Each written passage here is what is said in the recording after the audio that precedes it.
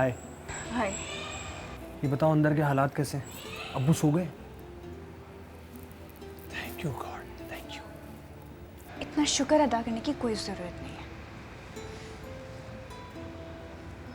तुम्हें पता है अरशद, हालात कितने ख़राब हो चुके हैं। अब्बा की 24 घंटे मुझ पर नज़र रहती है। तुम्हें यहाँ नहीं आना चाहिए था। तुम खुद बताओ, तुम्हें देखे बगैर मैं यहाँ से चला जाता? ऐसा हो सकता है क्या? अंधा हो जाता मैं तुम्हारी उदासी में। ये फरदीन भाई को क्या हो गया? अरे अच्छा है यार, एटलीस्ट अब मेरे पास भी एक मौका आएगा उसका मजाक उड़ाने का।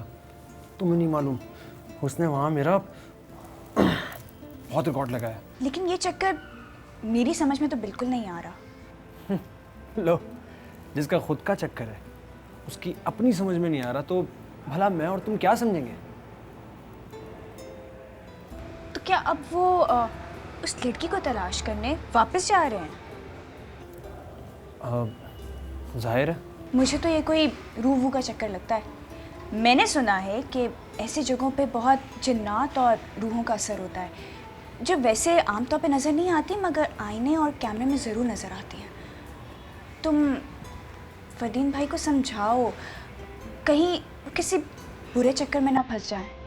उसकी तो खैर है, तुम मेरे लिए दुआ करो कि कोई मुसीबत मुझ पे ना आ जाए। ऐसे ही एक साई की लपेट में चल रहा हूँ, अगर कोई दूसरा साया मुझ पर आ गया ना तो पता नहीं क्या हो जाए।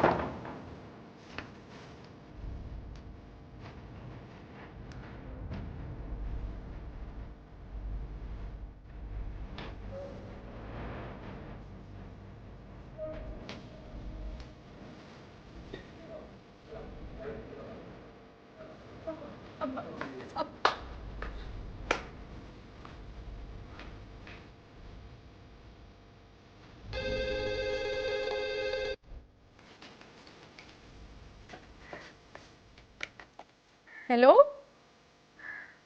वालेकुम अस्सलाम। अच्छा, नहीं बेटा, वो तो काफ़ी पहले यहाँ से निकल चुका है। मेरा ख्याल है वो फिर शायद सीधा एयरपोर्ट गया होगा। हाँ। अच्छा, तो जैसे ही तुम्हारी बात हो या मुलाकात हो तो मुझे बेटा फ़ोन करके बता देना। आप परेशान ना हो, मैं देख लूँगा। I am sorry to disturb. Okay bye.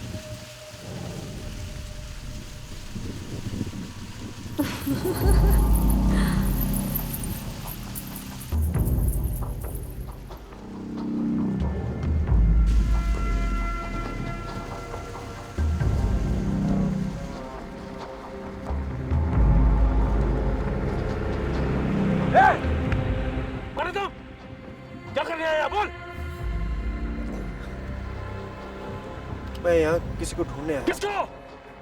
मैं ये नहीं बता सकता। इधर हम लोग का मोबाइल घूमता है, तुम लोग की आंख में हया नहीं है। अभी बताता है तेरे को। कदीर, कदीर खाना।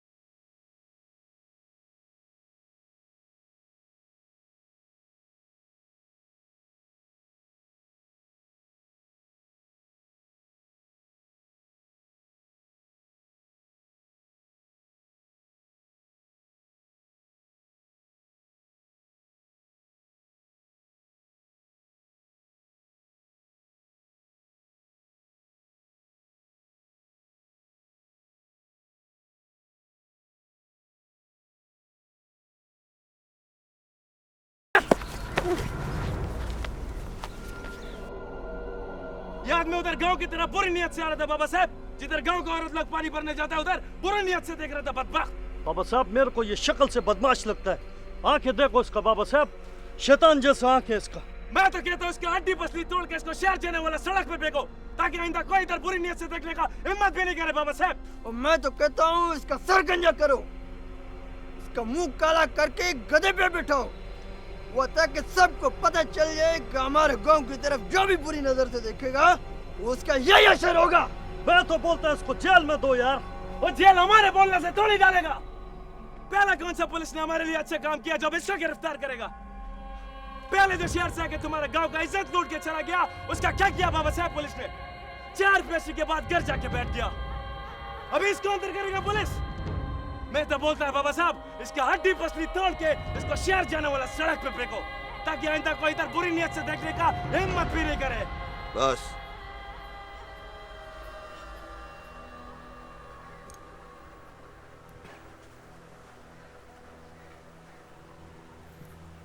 क्या नाम है तुम्हारा?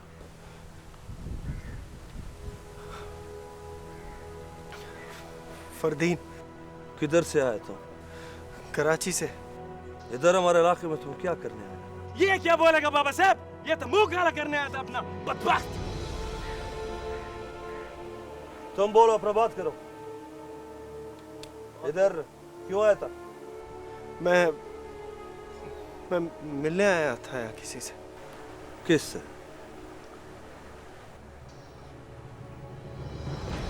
हमने तुमसे पूछा तुम इधर किससे मिलने आए थे? शीमा से। वो होटल है जिसका यहाँ पर, उससे।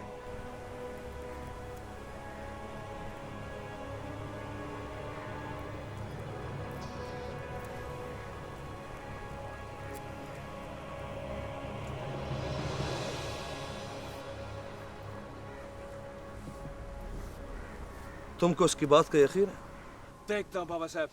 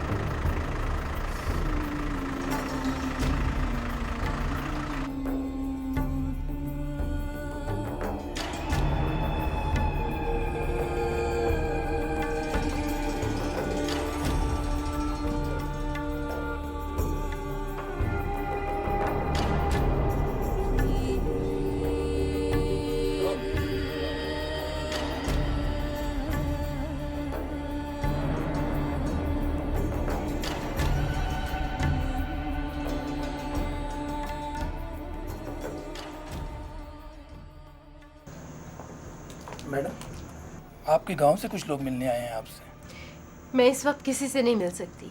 कह दो कि वो मसरूफ़ है। वो फरदीन साहब के बारे में कुछ बात करना चाहते हैं आपसे। फरदीन के बारे में? जी हाँ, फरदीन साहब उनकी कैद में है शायद। कैद में है?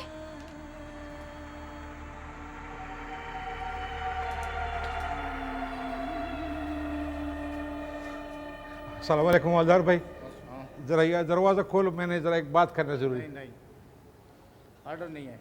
देखो भाई, ये मेरा बेटा है, मैंने इसको गले लगाने। आपका बेटा है, लेकिन एसएचओ साहब की इजाज़त नहीं, मैं कैसे आपकी छोड़ दूँ?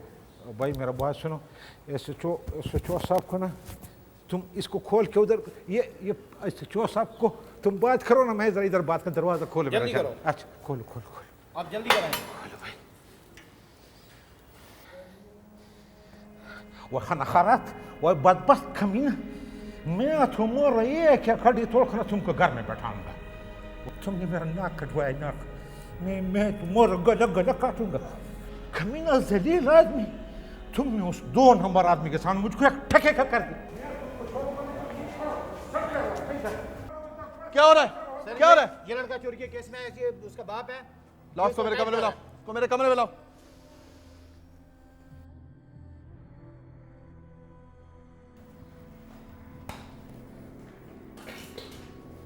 तुम दोनों बाहर जाओ। साहब मेरा बेटा चोर नहीं है, ये और मसला है, वो बात मैं आपको नहीं बता सकता, उसमें मेरा अपना भी बेइज्जती है जी। साहब शाबान मेरा भाई है, मेरा बड़ा भाई। मेरा बेटा उसके घर में कोई बात करने के लिए गया था। बात जो भी है, एफआईआर चोरी की लिखवाई गई है। चीज़ों की इतनी लंबी लिस्ट दी है जो उसके घर से गायब हुई हैं। मेरे बंदों ने घर में घुसकर उसको गिरफ्तार किया है, जहां वो कमरे में बंद था। वो साहब वो झूठ बोलते हैं, वो शाबान झूठ बोलता है, वो खुद राशि रिश्वत खोर, रिश्वत खा तो उसका इतना मोटा गर्दन हो गया, वो वैसे झूठ बोल रहा है साहब, झूठ बोल रहे हैं। भाई वो क्या करता था, वो क्या करता है, उससे कोई फर्क नहीं पड़ता। अपने बच्चे को बचाओ। मुझे कल इसको किसी भी हाल में मजिस्ट्रेट के सामने पेश करना है, जहाँ मुझे रिमांड मिलेगा। और फिर नहीं साहब, मेरे बेटे को कोई भी नहीं मारेगा, मैंने उसको बहुत मारा है। अगर अब उसको कोई हाथ लगाएगा ना तो मैं शबर का गला घोट देगा, पता है। देखो भाई, आपस में मसलत कर लो। तुम लोगों का आपस का बीच का झगड़ा है। वो अपना पर्चा वापस ले ले, हमें क्या ज़रूरत है उसको हाथ लगाने की। सब कोई और तरीका बताओ, मैं उस कमीने के सामने हाथ नहीं जोड़ूंगा भाई। मुझको पता है, मैं उसके सामने माफ़ी भी मांगूंगा, मुझको माफ़ नहीं करेगा, वो बड़ा कमीना है, सब बड़ा कमीना है वो। सीधा फिर तरीका एक ही है, हम इसको मजिस्ट्रेट के सामने पेश करेंगे, मजिस्ट्रेट हमें रिमांड देगा, हम इन्वेस्टिगेशन करेंगे, उसके बाद इसकी जमानत हो, इसको जेल हो या ये कोर्ट कर दिया जाए, उसका जिम्मा हमारा नहीं है। सब कुछ करो, मेरा बेटा बेगुनाह, वो चोर नहीं है, सब कुछ करो। कम से कम 3 साल जेल होगी, 3 साल कैद बामुशक्कत। ऐसा सबक सिखाऊंगा मैं उसे कि सारी जिंदगी याद रखेगा वो उसे। मुझे चोर और 2 नंबर कहता था, अब उसे पता चलेगा कि चोर कौन है। पता नहीं साजिदा पे क्या गुजर रही होगी। गुजरती रही जो गुजर रही है, जैसे तरबियत की है उसने अपने बेटे की, वो तो उसे भुगतनी पड़ेगी। मगर बदनामी तो हमारी भी है शहबान। पूरे खानदान को, पूरी बिरादरी को पता है कि अरशद यहाँ पर चोरी करने के लिए नहीं आया होगा। राबिया, देखो बदनामी तो होनी है, आज नहीं तो कल। अगर उन्होंने कोई गलत कदम उठा लिया तब तुम्हें पता चलेगा कि बदनामी क्या होती है। ठीक है, मैं ना उससे आइंदा कभी नहीं मिलेगी, कभी नहीं। जाहिर है नहीं मिली, क्योंकि वो जेल में। जब तक वो जेल से आएगा उस वक्त तक हम उसकी शादी करवा देंगे कहीं।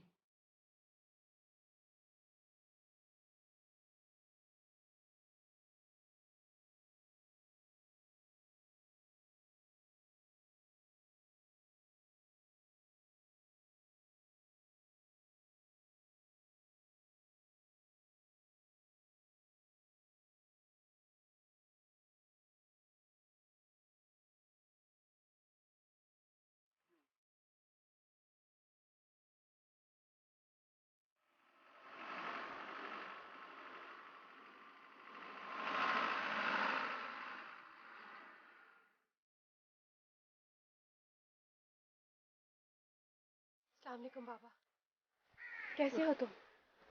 ठीक तो हो ना? हाँ। मैंने मना भी किया था तुम्हें कि ये लोग बहुत खतरनाक हैं और बाहर वाले लोगों से तो बहुत नफरत करते हैं। तो उन्होंने मेरी वजह से तुम्हें छोड़ दिया, वरना ना जाने क्या कुछ कर गुजरते हैं। बाबा मैं बहुत माफ़ी चाहती हूँ कि आपको मेरी वजह से तकलीफ हुई। मैंने इसको घर आने का कह दिया था और भूल के होटल में इसका इंतज़ार करती रही। ये मेरी खाला का लड़का है, शादी के बाद से अब तक नहीं आया था मिलने के लिए, आज आया है मिलने। हमने इसकी आंखों में देख लिया था कि किसी शरीफ खानदान का बच्चा है। इसकी आंख में वो शहर वालों की तरह भूख नहीं। अभी इसको हमारा मेहमान रहने दो कुछ दिन के लिए। नहीं बाबा, हम फिर आएंगे, अभी आप हमें जाने दें, हमें इजाजत चाहिए आपसे। जैसा आपका मर्जी खातून। बहुत शुक्रिया, बहुत मेहरबानी।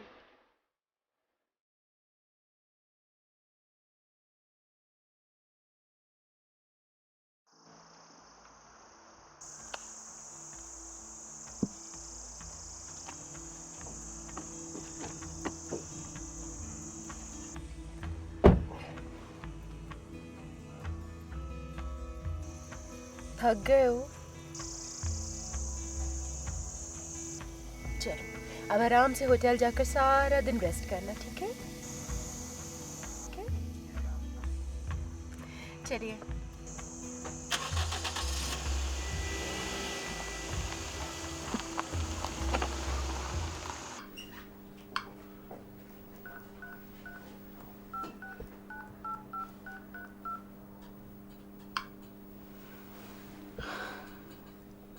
Sorry, the number you have dialed is powered off. Please try later.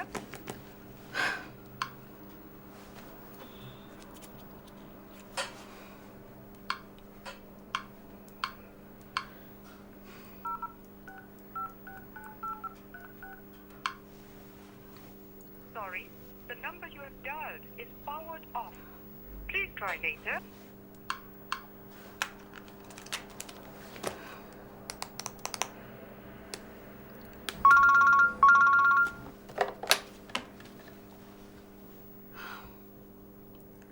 हाँ प्लीज़ उनसे कह दो कि मैं मीटिंग में हूँ। I'll speak to them later. Yeah. Okay.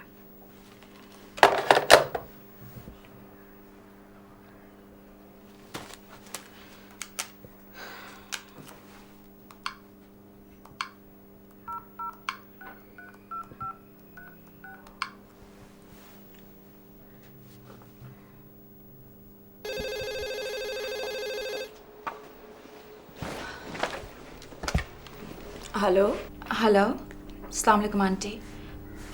Aunty वो फरदीन का फ़ोन कंटिन्यूसली बंद आ रहा है। नहीं मुज़ना, मैंने ट्राई तो नहीं किया उससे, लेकिन जब वो सुबह पहुंचा था तो उसने मुझे कॉल किया था। अच्छा सो रहा होगा शायद। हाँ शायद। अच्छा तुम ये बताओ तुम्हारी फ्रेंड कैसी है? कौन सी? वही जो हॉस्पिटल में है। हाँ वो बिल्कुल ठीक है। अच्छा आंटी फरदीन कॉल करे तो अच्छा कुछ नहीं, रहने दीजिए। उठेगा तो कॉल कर लेगा मुझे। Thank you so much. अल्लाह हाफिज़। अल्लाह हाफिज़।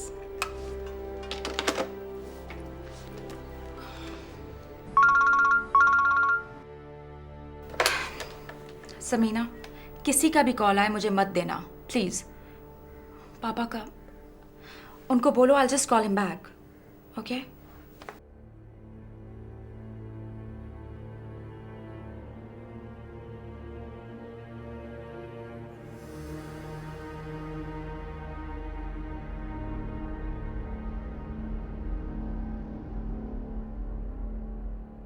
Sorry, the number you have dialed is powered off. Please try later.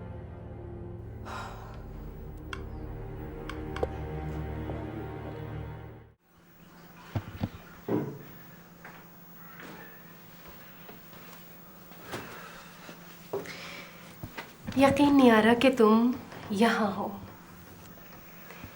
अभी 3-4 दिन पहले जब मैं इस कमरे में आके रोई थी तो क्यों? तुम्हारे बहुत सारे दोस्त हैं, बहुत सारी मोहब्बतें हैं तुम्हारी ज़िंदगी में। फरदीन किसी एक के जाने से वीरान नहीं होती,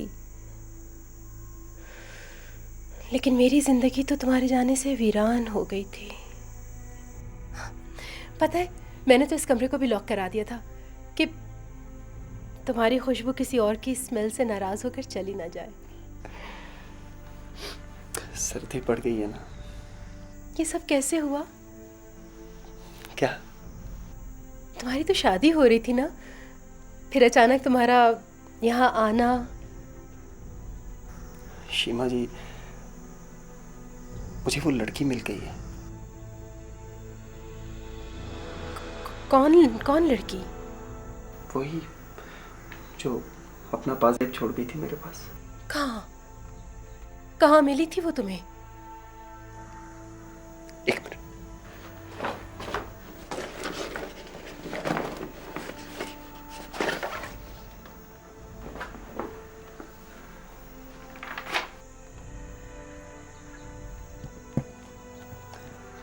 जब से मैंने ये तस्वीर देखी है तब से मुझे अपनी जिंदगी बदली हुई महसूस हुई है। वो तब्दीली जिसके मैं ख्वाब देखता था, जिसकी मैं दुआ करता था, मुझे लगता है कि मेरी दुआ कबूल हो गई। वरना ये सब कुछ किसी मौज से, किसी जादू की तरह ना होता मेरे साथ। मैं तो यहां से बस उसके कदमों की आहट लेकर गया था, उसकी हंसी की आवाज, उसके बालों की सरसराहट, उसकी खुशबू जो हर तरफ फूलों की तरह फैली हुई थी। मैं उसकी पाजेब को छूकर उसका लम्स अपनी रूह में उतारता था और मुझे नहीं मालूम था कि उसने चुपके से अपनी एक तस्वीर भी मेरे सामान में डाल दी। देखें ना शीमा जी, अब इस अदाब पर कोई कैसे ना मर जाए। मैं आपके पास आया हूं शीमा जी, वो आपका इलाका है, आप मुझे उस लड़की से मिलवा दें। दिल कहता है कि वो मेरी है, मेरे लिए बनी। मैं उससे शादी करना चाहता हूं, और ये काम सिर्फ आप कर सकती हैं मेरे लिए शीमा जी, प्लीज। शीमा जी, शीमा जी। मन से पूछो